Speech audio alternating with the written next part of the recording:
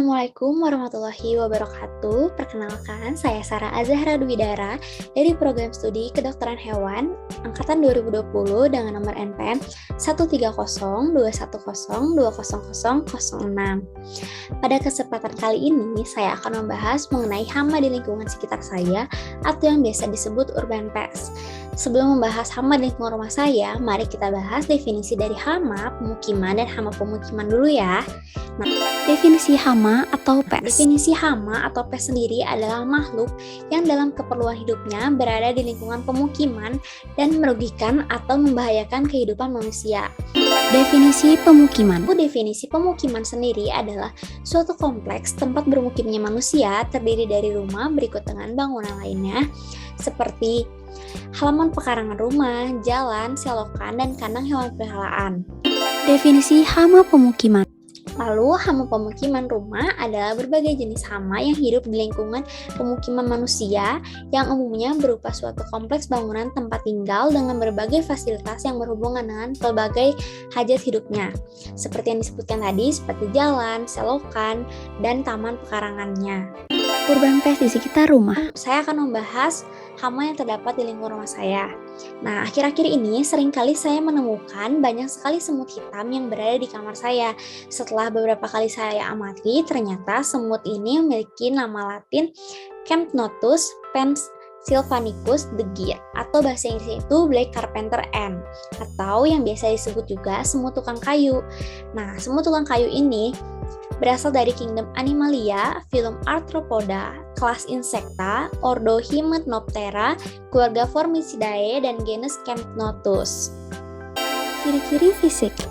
Semut tukang kayu ini memiliki ciri-ciri fisik antara lain panjang tubuhnya itu 3,5 sampai 8 mm, not 1 buah, rambut yang melingkar pada gester, lalu toraks merata bulat pada bagian sisi atas, lalu antena 12 segmen, dan tidak ada stringer. Lalu, secara umum, semut ini berwarna kehitaman, namun juga terdapat semut yang mix, yaitu berwarna hitam dan merah. Semut ini memiliki 6 buah kaki, terdapat sambungan yang memisahkan antara toraks dan perut. Siklus hidup. Siklus hidup semut ini membutuhkan waktu 3-6 bulan untuk membentuk suatu koloni yang besar dan stabil. Lalu, siklus hidup dari semut ini dari telur hingga semut dewasa memerlukan waktu 6-12 minggu. Kebiasaan semut tukang kayu. Semut ini memiliki kebiasaan yang unik.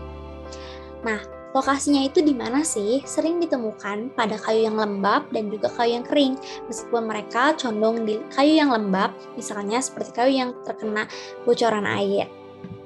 Nah, untuk struktur koloninya terdiri atas 3 jenis kelas semut, yaitu ratu, drone atau yang jantan, dan semut pekerja atau commoners. Nah, mayoritas dari semut ini adalah semut betina.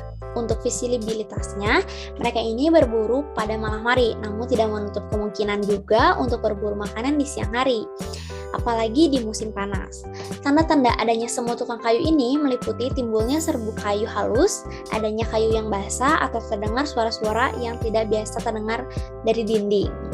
Lalu, keunikan dari semut tukang kayu ini, meskipun namanya semut tukang kayu, tapi mereka ini tidak makan kayu, melainkan mereka ini adalah omnivora sejati yang tidak terlalu pilih-pilih tentang makanan yang akan mereka makan.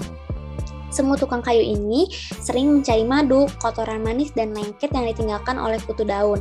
Nah, mereka juga akan makan buah-buahan, jus tumbuhan, serangga kecil, dan invertebrata lainnya, minyak atau lemak, ataupun yang manis-manis seperti agar-agar atau sirup.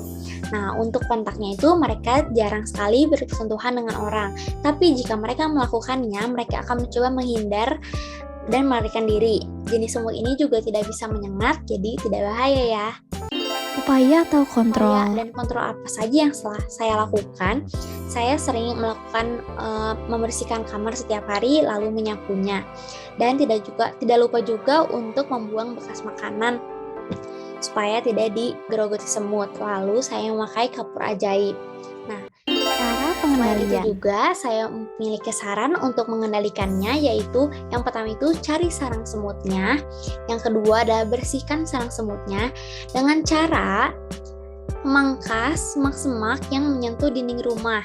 Jangan sampai ada akses semut yang bisa masuk ke rumah, dan buang kayu-kayu lapuk yang berada di sekitar rumah.